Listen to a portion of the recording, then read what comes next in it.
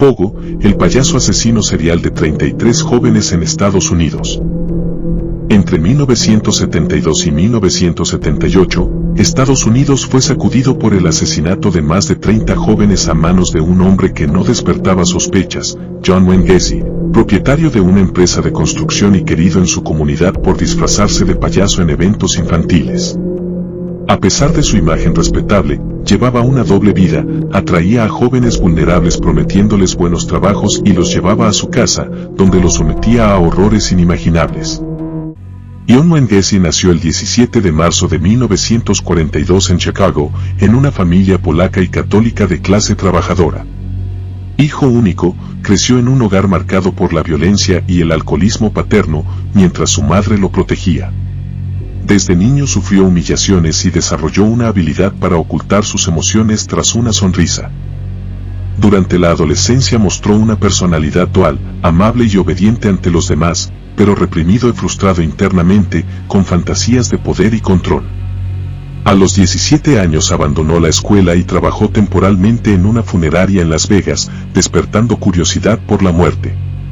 Tras regresar a Chicago, estudió administración y se graduó en 1963.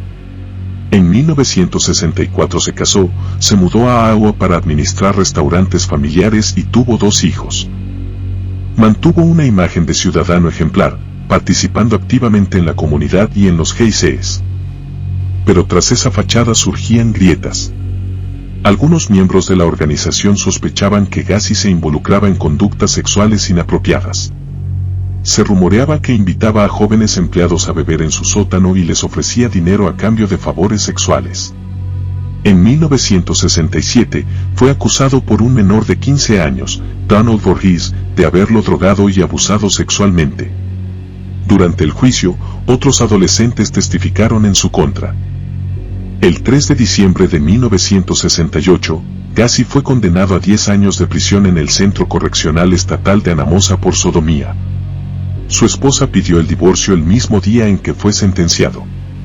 Mientras estaba encarcelado, su padre murió, y Gacy no pudo asistir al funeral.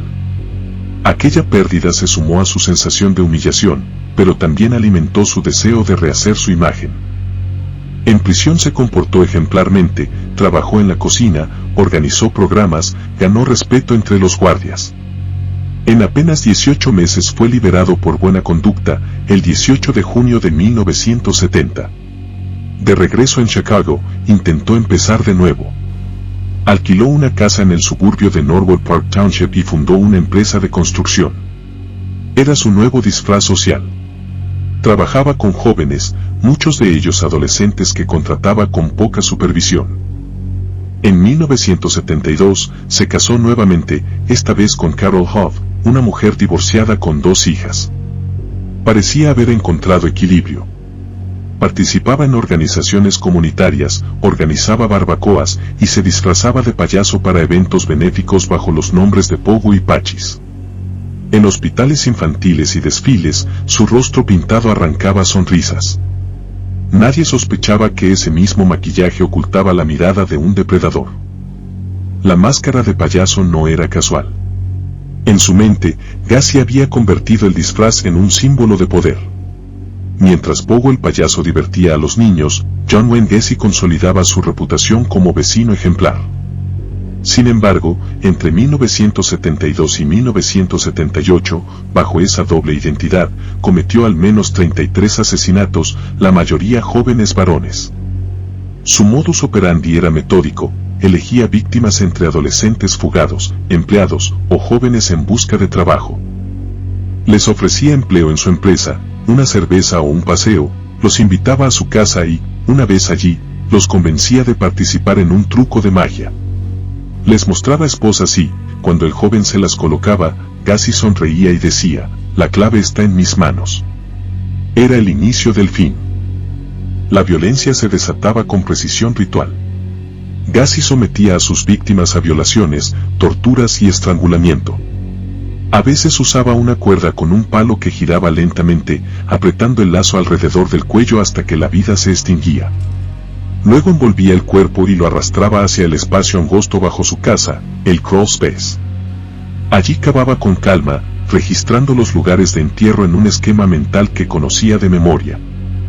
Cuando el espacio se llenó, comenzó a lanzar los cuerpos al río des Plaines. Durante años, las desapariciones parecían aisladas.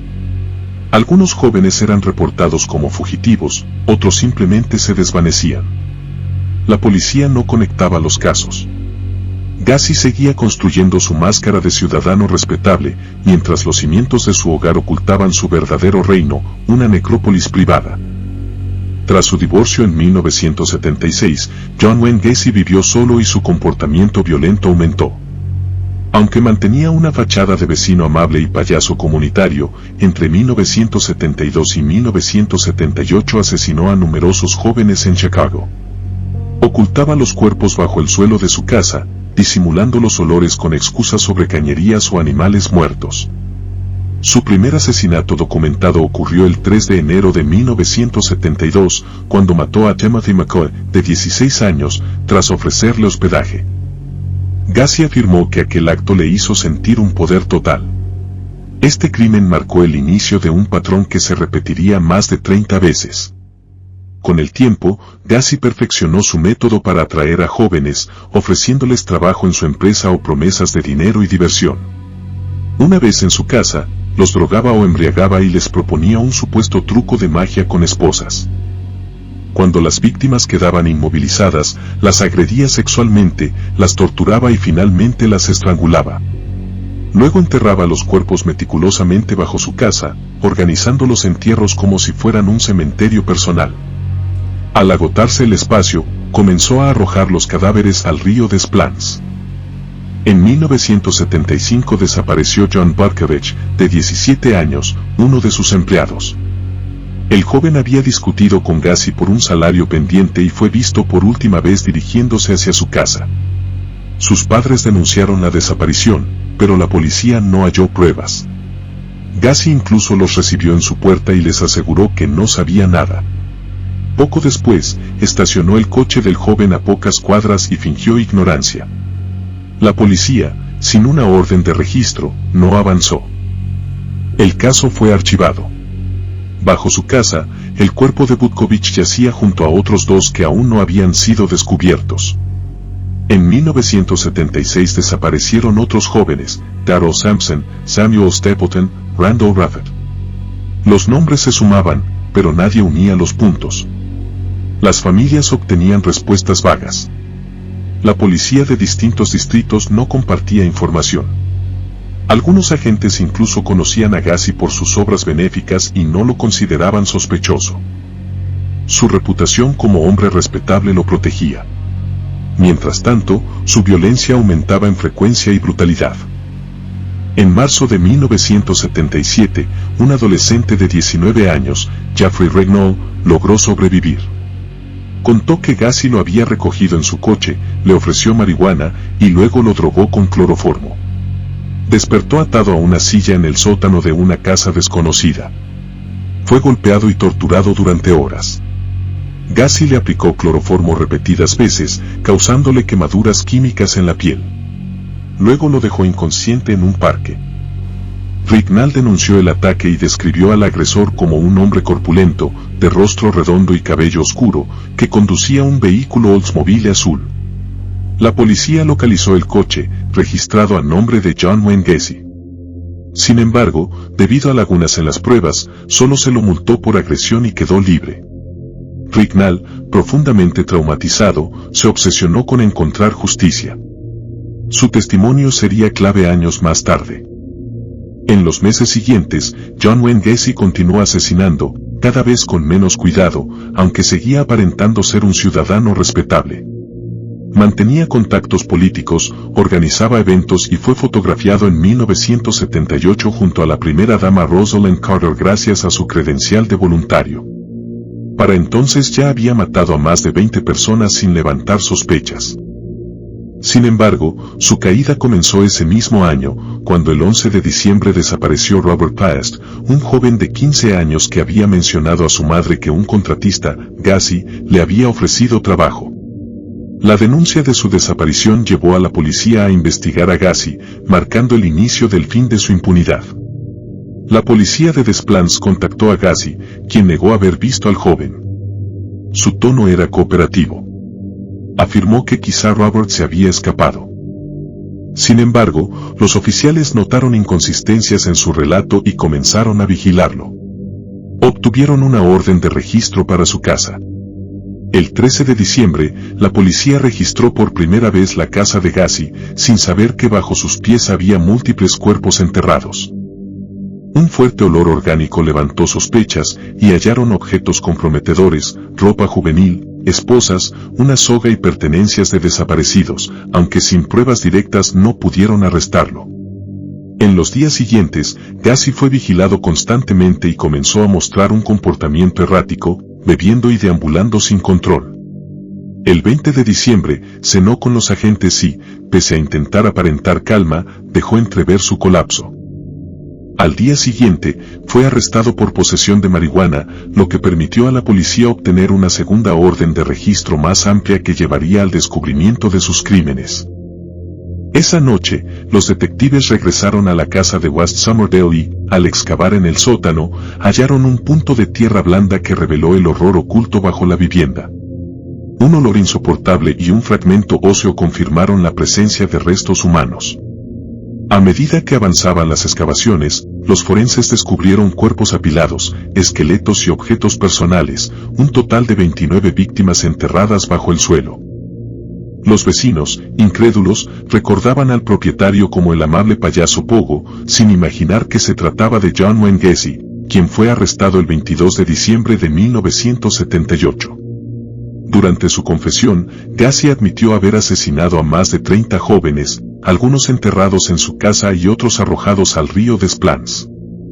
La investigación continuó durante semanas, convirtiendo el sótano en una escena de horror meticulosa y revelando uno de los crímenes más espeluznantes de la historia estadounidense, con un total de 33 víctimas identificadas.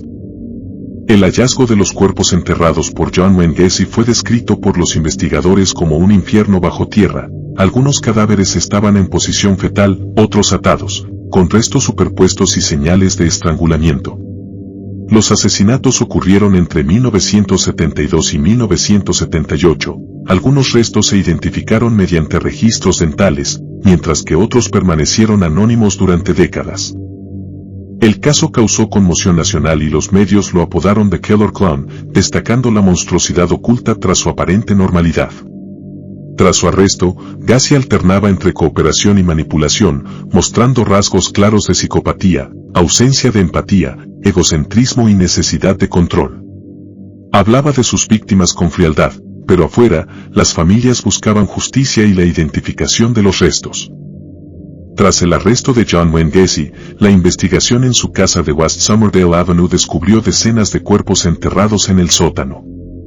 Expertos forenses, antropólogos y odontólogos identificaron los restos mediante objetos personales y análisis dentales, reconstruyendo la cronología de los asesinatos entre 1972 y 1978. Gacy organizaba sistemáticamente los entierros, recordando la ubicación de cada cuerpo. El 6 de enero de 1979, fue acusado de 33 asesinatos en primer grado, uno de los casos más extensos en la historia judicial de Illinois. Recluido en el Centro Correccional de Menard, mostraba conductas alternantes de llanto fingido y calma inquietante.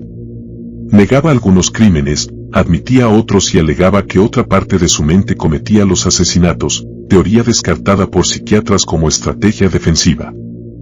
El juicio comenzó el 6 de febrero de 1980 ante el Tribunal del Condado de Cook. La atención mediática fue total. Cientos de periodistas llenaron la sala. Las cámaras se mantenían afuera, pero los diarios nacionales reproducían cada detalle. Las familias de las víctimas asistían día tras día, aferradas a las fotografías de sus hijos. El fiscal principal, William Kunkel, presentó las pruebas forenses, los testimonios de sobrevivientes y las confesiones parciales del acusado. Se mostraron objetos encontrados en la casa, esposas, sogas, fotografías, identificaciones, ropas. El conjunto de evidencias era abrumador. El equipo defensor intentó sostener una tesis de locura. Alegó que Gacy sufría un trastorno de identidad múltiple, que actuaba bajo impulsos incontrolables y no distinguía el bien del mal.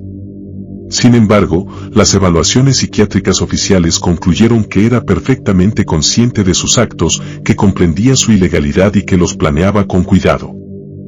Los médicos describieron su comportamiento como el de un psicópata integrado, capaz de simular empatía, manipular, seducir y mentir con naturalidad. Durante el proceso, declararon más de un centenar de testigos. Entre ellos, sobrevivientes como Jeffrey Renaud, que relató el secuestro y tortura que había sufrido. Su testimonio fue crucial para demostrar el patrón de comportamiento. También se presentaron peritos forenses que mostraron fotografías de los cuerpos recuperados, los lazos utilizados y los resultados de las autopsias. Las víctimas, en su mayoría adolescentes, mostraban señales de estrangulamiento por ligadura y agresión sexual. Algunos cuerpos tenían fracturas nasales y marcas en las muñecas compatibles con esposas metálicas. Cada presentación de evidencia producía un silencio absoluto en la sala. Durante el juicio, Gacy mostró una actitud ambivalente, alternando sonrisas y distracciones mientras se presentaba la evidencia. Solo reaccionó brevemente al mencionar los apodos de sus víctimas, sugiriendo que no todos eran inocentes. Tras 5 semanas y más de 200 pruebas, el jurado lo declaró culpable de 33 asesinatos por unanimidad y el juez le impuso la pena de muerte. Gacy escuchó la sentencia sin emoción y, en su declaración final, afirmó que no era el único responsable, mencionando fuerzas internas incomprendidas. Las familias de las víctimas aplaudieron al ser escoltado fuera de la sala. Después de su condena, John Wayne Gacy pasó 14 años en apelaciones, vendiendo pinturas de su alter ego Pogo el payaso y concediendo entrevistas, aunque las pruebas forenses confirmaban su culpabilidad. Fue ejecutado en 1994 a los 52 años, sin mostrar arrepentimiento, provocando reacciones diversas entre las familias de sus víctimas. Su caso evidenció fallas policiales y su doble vida, convirtiéndose en un referente en criminología y psicología forense. Catalogado por el FBI como asesino organizado, actuó durante 6 años gracias a fallas institucionales. Su historia dejó un impacto cultural profundo, inspirando libros, películas y series, y la imagen del payaso sigue evocando temor, recordando la fragilidad de la confianza humana. En última instancia, la historia de John Wayne Gacy no es solo la de un asesino, sino también la de una sociedad que tardó en ver lo que tenía frente a los ojos. Las familias aún buscan respuestas completas, los investigadores aún revisan archivos, y las nuevas generaciones aprenden de ese error. Bajo la superficie de un vecindario tranquilo, un hombre construyó un laberinto de muerte y silencio. Su nombre quedó grabado no por su vida pública, sino por lo que escondió bajo sus pies. ¿Crees que hubo fallos de las autoridades al no castigar con firmeza a John Wayne Gacy las veces que lo detuvieron? Deja tu opinión en los comentarios. Haz clic en el pulgar arriba, comenta y comparte con todos tus conocidos este video. Suscríbete y activa la campanita de notificaciones para que te avise de un nuevo